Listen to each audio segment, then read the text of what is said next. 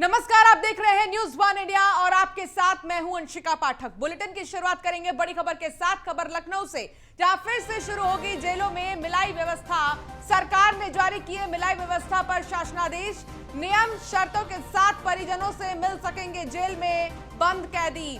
RTPCR report के साथ बंदी से मिल सकेंगे परिजन। कोरोना के चलते 1.5 साल से बंद थी मिलाई व्यवस्था, तो एक बार फिर से अब इसकी शुरुआत की जाएगी। जो जेल में बंद है कैदी, वो मिल सकते हैं अपने परिजनों से। खबर जालौन से है, जहां दबंगों में नहीं दिख रहा पुलिस का खौफ। खुलेआम दबंग ने दी लड़की को बलात्कार करने की धमकी। दारोगा के सामने दबंग दे रहा है लड़की को बलात्कार की धमकी। सरकारी नल से पानी भरने पर दे रहा बलात्कार की धमकी। पुलिस के सामने खुलेआम धमकी देने का वीडियो वायरल हुआ है। कुठौंद थाना क्षेत्र के ग्राम करतारपुर का ये मामला बताया जा रहा है। तो वीडियो में आप देख सकते हैं कि एक दबंग खुलेआम लड़की को धमकी दे रहा है बलात्कार करने को लेकर। बस उसकी यही गलती थी कि वो यहाँ पर पानी भरने आई और उसके बाद दबंग रोकने लगे। जब पुलिस ने बोला कि आप ऐसा क्यों कह रहे हैं, तो दबंगों ने कहा कि ये यहाँ पानी भरने नहीं आएगी और अगर आएगी तो बलात्कार कर देंगे उसका।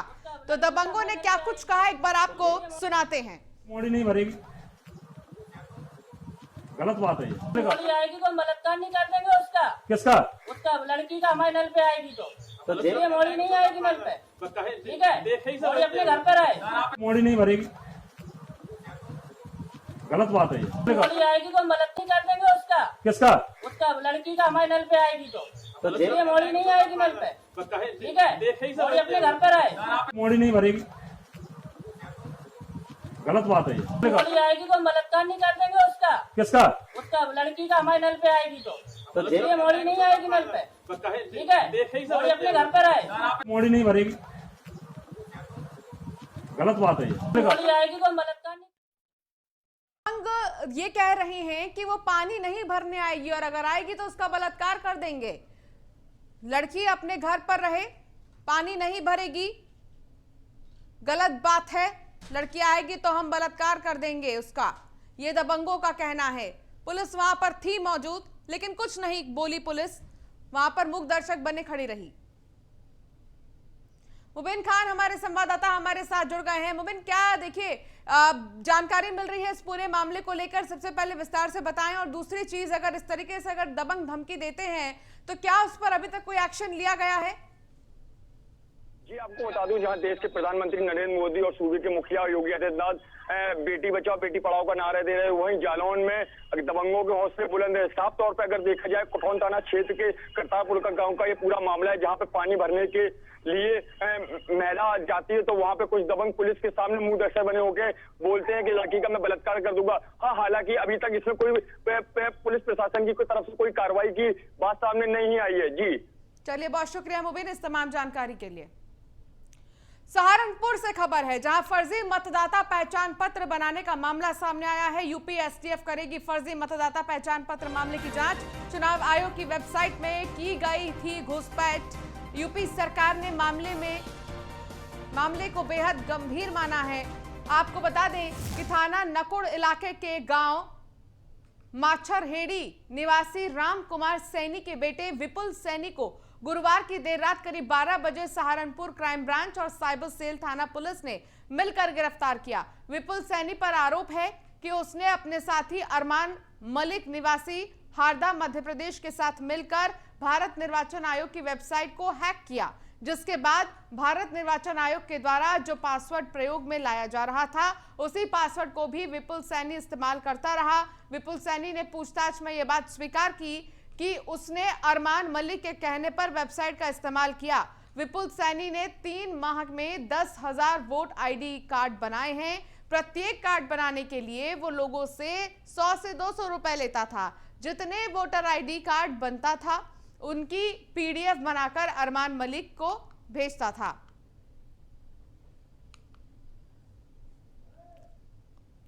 खबर जौनपुर से है, जहां प्रेमी को, आपको बता दें कि तालिबानी सजा दी गई है। प्रेमिका से मिलने को लेकर उसे तालिबानी सजा दी गई है। ग्रामीणों ने उसे जमकर पीटा। प्रेमी का सिर मुड़वाकर गांव के लोगों ने पिटाई कर दी उसकी। सिकरारा थाना क्षेत्र के पोखरिया गांव का यह मामला बताया जा रहा है। तो प्रेमी को प्रेमिका से मिलने के बाद ये तालिबानी सजा दी गई है। सिर मुड़वाया गया है प्रेमिका और उसे बुरी तरीके से पीटा भी गया है।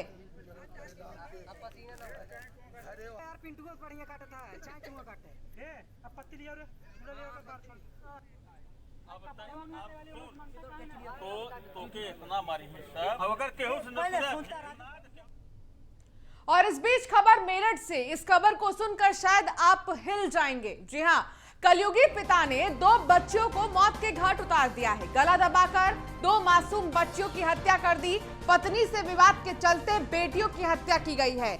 हत्या के बाद आरोपी पिता फरार हो गया है। पुलिस ने मामला दर्ज कर जांच शुरू कर दी। कंकरखेड़ा थाना क्षेत्र की ये पूरी घटना है, जहां कलयुगी पिता ने अपनी 2 बच्चियों की हत्या कर दी गला दबाकर। पत्नी से विवाद हुआ था, लेकिन पूरा गुस्सा बच्चियों पर उतारा गया है। और सवाल यही है कि आखिर सजा इन मासूमों को क्यों दी गई। पत्नी से काफी दिनों से उसका विवाद चल रहा था और बच्चियों की हत्या कर दी गई।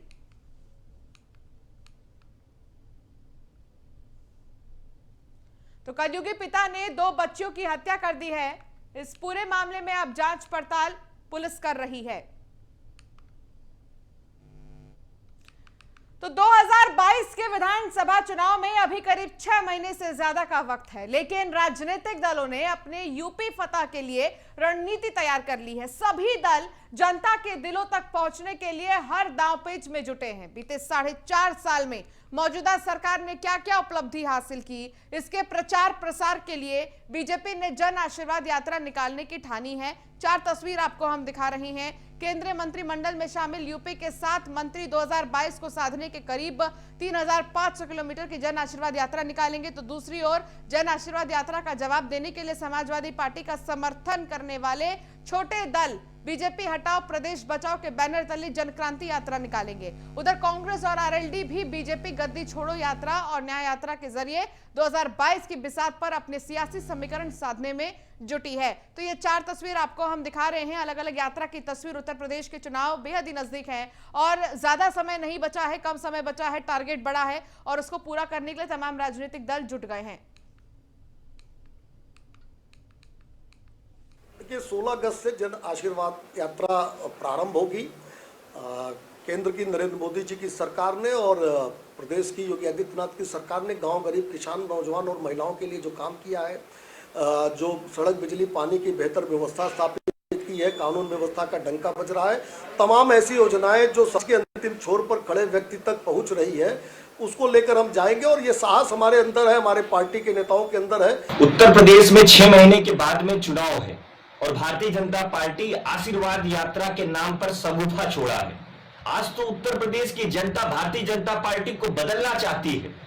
आप किस मुंह से जन आशीर्वाद मांगने जा रहे हैं? आपको पता है इस बार उत्तर प्रदेश की जनता आपको बदलने के मन में है और आपकी सरकार को दोबारा नहीं चाहती उत्तर प्रदेश की जनता। लेकिन जन आशीर्वाद क्या मजाक बनाया है आपने? आप किस मुंह से जन आशीर्वाद यात्रा निकालने जा रहे हैं भारतीय जनता पार्टी के लोग? लेकिन मैं एक बात जरूर कहना चाहूंगा, क्योंकि उत्तर प्रदेश की जनता इस बार आपको बदलने के लिए आतुर है। यदि इन्होंने कोई काम किया होता, विकास किया होता, तो आज इन्हें जनता से आशीर्वाद मांगने की आवश्यकता नहीं थी। जनता के सामने ये गर्व से जाते और उससे प्यार मांगने की इनकी प्यार यात्रा होती तो वो ज़्यादा ठीक थी। लेकिन आज इन्हें आशीर्वाद मांगने की आवश्यकता पड़ रही है, मजबूरी है इनकी, क्योंकि जनता इनको नकार। हमारे साथ न्यूज 1 इंडिया पर विश्वनाथ प्रताप जी जुड़ गए हैं, जो कि प्रांतीय महामंत्री हैं निबंधन लिपिक संघ के। उनसे खास बातचीत करेंगे। बहुत स्वागत है आपका विश्वनाथ जी न्यूज 1 इंडिया पर। विश्वनाथ जी, आप हमारे साथ जुड़े, हमें बहुत अच्छा लगा। कुछ सवाल है। पहला सवाल तो यही कि आपका विभाग कौन सा है और तबादलों में किस प्रकार का उल्लंघन किया गया है? कौन नहीं करता? विश्वनाथ जी, क्या आप तक हमारी आवाज पहुंच रही है?